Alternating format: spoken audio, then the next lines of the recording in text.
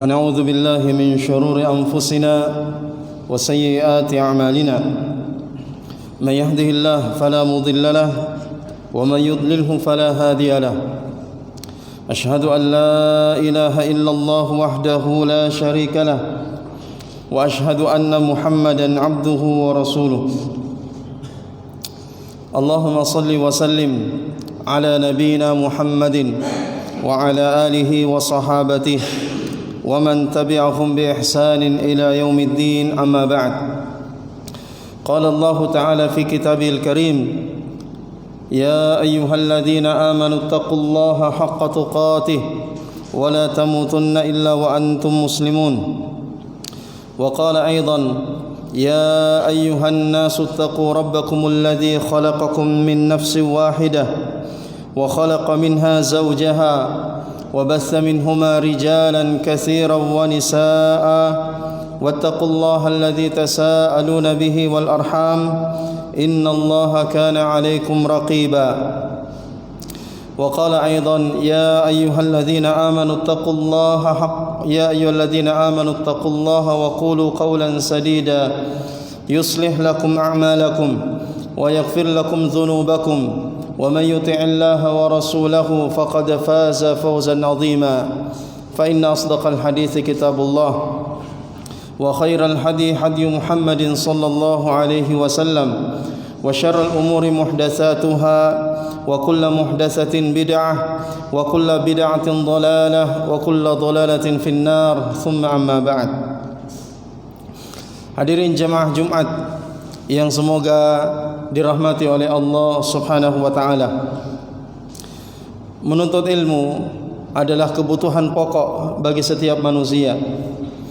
Maka seorang muslim tidaklah sepantasnya untuk kemudian menjauh dan lari dari majelis-majelis ilmu, dari buku-buku agama dan yang lainnya yang merupakan wasilah-wasilah untuk memahami agama Allah Subhanahu wa taala. Jamaah yang dimuliakan oleh Allah Subhanahu wa taala, kalau sekiranya kita membutuhkan makan 3 kali atau 2 kali dalam sehari, dan untuk memenuhi kebutuhan itu kita berusaha untuk bekerja, kita berusaha untuk keluar dari rumah kita di waktu pagi dan kita kembali di sore hari, bahkan ada yang kembali di malam hari demi untuk memenuhi kebutuhan pokok tersebut, itu agar dia bisa makan 2 kali atau 3 kali sehari bersama dengan istri dan anaknya. Maka ketahuilah jemaah yang dimuliakan oleh Allah, kebutuhan manusia terhadap ilmu agama ini itu lebih dari kebutuhan mereka terhadap makan dan minum.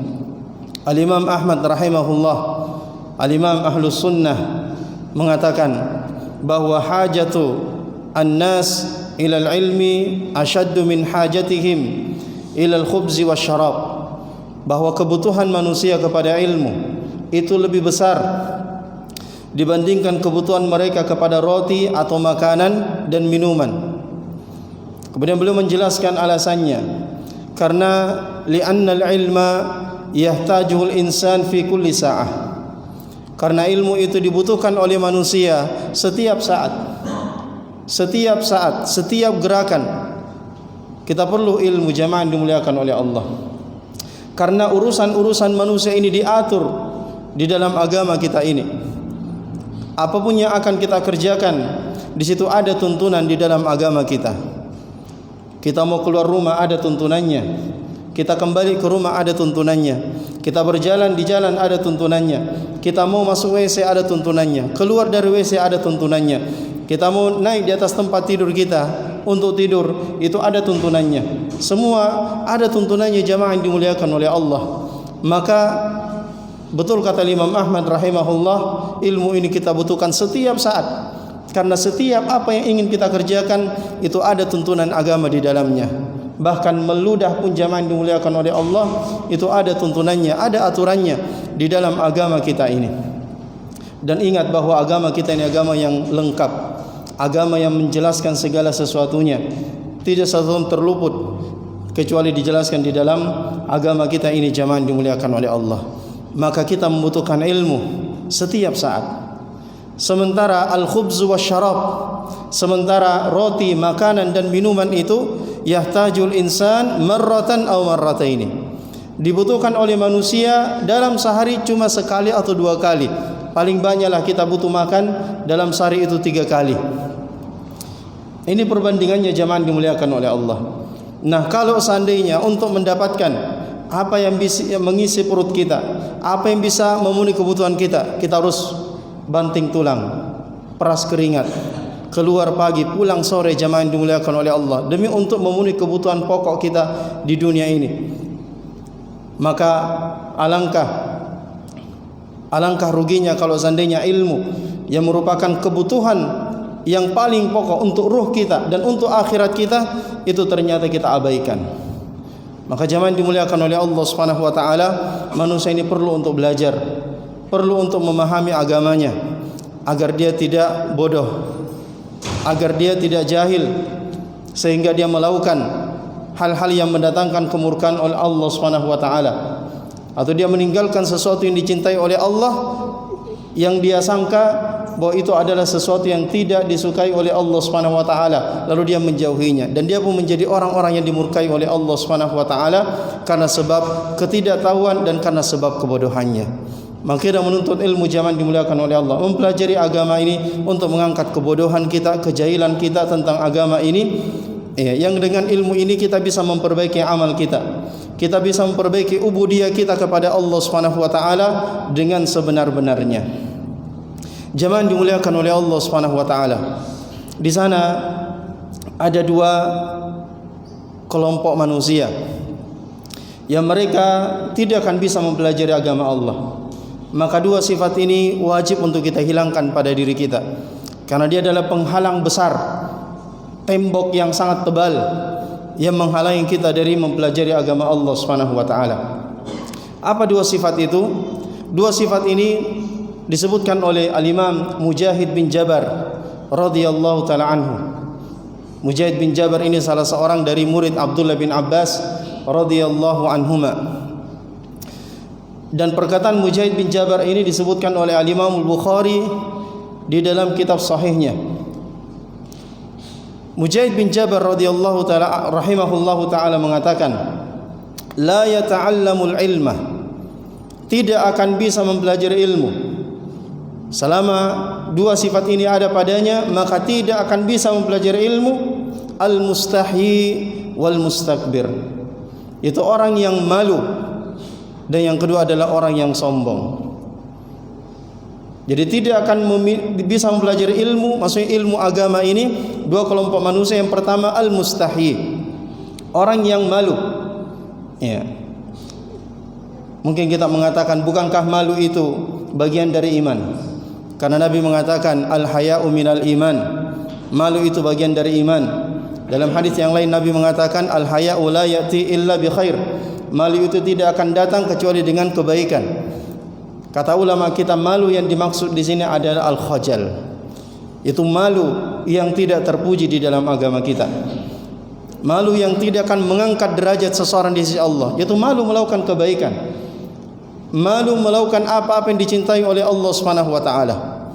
Jadi seseorang ketika rasa malunya menghalangi dia untuk belajar, diajak taklim, dia mengatakan saya malu.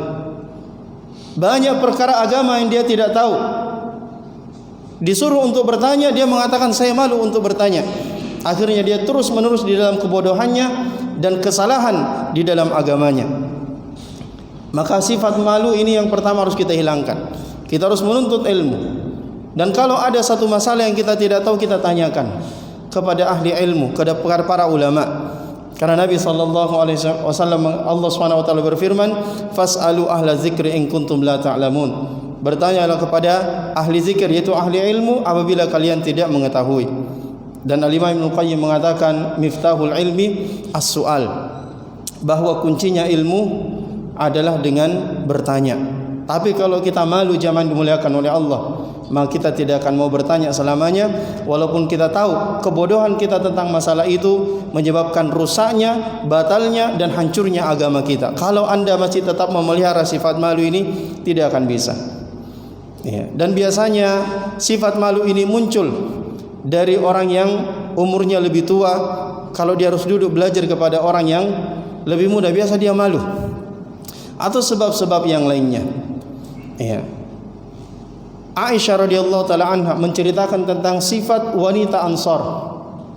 Aisyah mengatakan, rahimallah nisa al-Ansar.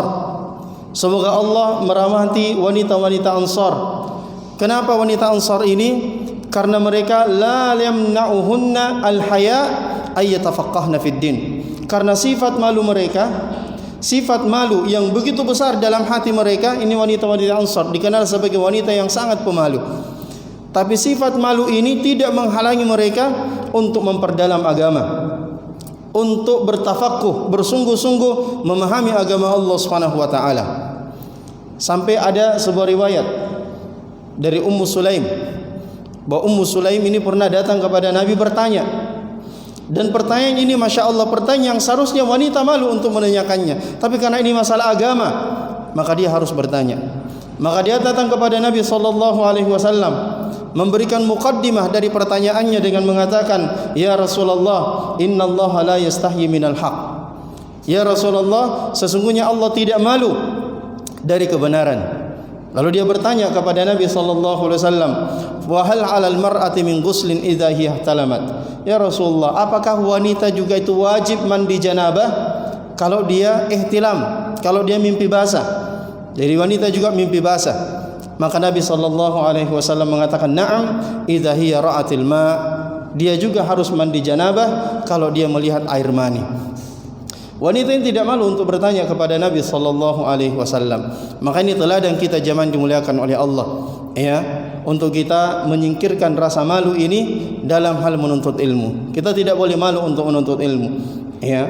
Dan kalau kita tetap mempertahankan sifat ini, di akhirat kita akan menyesal. Begitu banyak perkara-perkara yang kita jahil tentangnya, yang perkara-perkara ini merusak agama kita, ya, namun kita tidak mau mengetahuinya. Sifat yang kedua adalah al-mustakbir, sombong. Definisi sombong telah dijelaskan oleh Nabi SAW di dalam hadis yang sahih, bahwa sombong itu adalah batarul haq wa ghamtun nas, menolak kebenaran dan meremehkan orang lain, ya. Dan sifat meremehkan orang lain ini muncul itu karena dia merasa lebih baik, muncul karena dia merasa tidak ada yang lebih unggul dari dia. Maka ketika dia melihat seseorang mengajarkan ilmu, maka dia tidak mau. Kenapa? Dia merasa dia lebih baik, dia lebih senior, dia lebih tua, dan yang lainnya dari hal-hal yang dibisikkan oleh syaitan, sehingga itu menghalangi dia untuk mempelajari agama Allah Subhanahu wa taala. Padahal zaman dimuliakan oleh Allah, mempelajari agama itu adalah kita ambil dari yang lebih muda dari kita, yang setara dengan kita, dan yang lebih tua dari kita. Selama orang itu adalah pantas untuk diambil ilmunya, dia punya ilmu, maka kita mengambil ilmu darinya. Kita mengambil ilmu darinya. Hilangkan sifat sombong, ya. Jadi sombong ini menolak kebenaran. Nah, ini sudah bahaya. Datang menuntut ilmu tujuannya memang mau menolak kebenaran. Ini luar biasa, ya. Wa ghamtun nas, meremehkan manusia. Aqulu qouli hadza wa astaghfirullah li wa lakum wa lisairil muslimin wal muslimat innahu wal ghafurur rahim.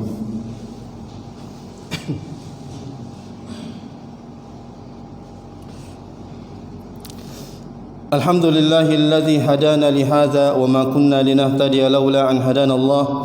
Asyhadu an la ilaha illallah wahdahu la syarika lah wa asyhadu anna Muhammadan abduhu wa rasuluh. Allahumma salli wa sallim ala nabiyyina Muhammadin wa ala alihi wa sahabatihi wa man tabi'ahum bi ihsanin ila yaumiddin, amma ba'd. Hadirin jemaah Jumat yang semoga dimuliakan oleh Allah Subhanahu wa taala. Menuntut ilmu itu adalah ibadah. Bahkan sangat banyak keutamaan-keutamaannya yang disebutkan oleh Allah di dalam Al-Quran dan disebutkan oleh Nabi SAW di dalam hadis-hadisnya, yang tidak mungkin kita mau sebutkan di sini. Ya, akan tetapi, ya, cukuplah saya angkat perkataan dari Al-Imam Ibnu Abdul Bar rahimahullahu taala, bahwasanya, ya, goresan pena dari penuntut ilmu itu lebih suci, lebih mulia di sisi Allah Subhanahu wa taala dari darahnya para syuhada. Jadi beliau ingin membandingkan bahwasanya orang yang menuntut ilmu itu pahalanya lebih mulia, lebih tinggi dibandingkan orang yang berperang di jalan Allah dan dia mati di jalan Allah Subhanahu wa taala. Maka ini zaman dimuliakan oleh Allah, ibadah yang sangat mulia, ibadah yang sangat agung, ibadah yang sangat tinggi kedudukannya di sisi Allah Subhanahu wa taala. Bahkan di antara ulama kita ada yang menghabiskan umurnya, menghabiskan hartanya, menghabiskan waktu yang sangat panjang hanya untuk mempelajari agama Allah Subhanahu wa taala. Inna Allah wa malaikatahu yusalluna 'alan nabi ya ayyuhalladzina amanu sallu 'alaihi wa sallimu taslima. Allahumma salli 'ala Muhammad wa 'ala ali Muhammad kama sallaita 'ala Ibrahim wa 'ala ali Ibrahim innaka Hamidum Majid. Wa barik 'ala Muhammad wa 'ala ali Muhammad kama barakta 'ala Ibrahim wa 'ala ali Ibrahim innaka Hamidum Majid. Allahumma ighfir lil muslimina wal muslimat wal mu'minina wal mu'minat الأحياء منهم والأموات إنك سميع قريب مجيب الدعوات يا قاضي الحاجات. اللهم يا مقلب القلوب ثبت قلوبنا على دينك. اللهم يا مصرف القلوب صرف قلوبنا على طاعتك. اللهم آت نفوسنا تقواها وزكها أنت خير من زكاها أنت وليها ومولاها. اللهم آتنا في الدنيا حسنة وفي الآخرة حسنة وقنا عذاب النار. اللهم أصلح أمور ولاة أمورنا. اللهم أصلح أمور ولاة أمورنا. اللهم أصلح أمور ولاة أمورنا واهدهم إلى صراطك المستقيم. وصلى الله على نبينا محمد وعلى آله وصحبه وسلم. وآخر دعوانا أن الحمد لله رب العالمين ثم أقم الصلاة.